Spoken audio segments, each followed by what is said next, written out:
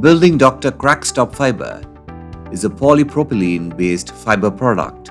It is used in the cement mixture as a secondary reinforcement to prevent formation of cracks. The special features of Building Doctor Crack Stop Fibre are: it works as a secondary reinforcement, prevents formation of cracks, reduces cost, it is easy to use, it is resistant to corrosion. Building Doctor Crack Stop Fibre can be used in concrete and all types of plastering.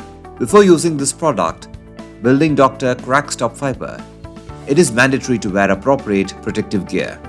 Now let us see how to use this product. For a 50 kg bag of cement, 125 grams of Building Doctor Crack Stop Fibre should be mixed and used. 6 mm Building Doctor Crack Stop Fibre should be used in plastering work and 12 mm Building Doctor Crack Stop Fibre should be used in concrete works. The pot life of Building Doctor Crack Stop Fibre may vary according to temperature and other site conditions.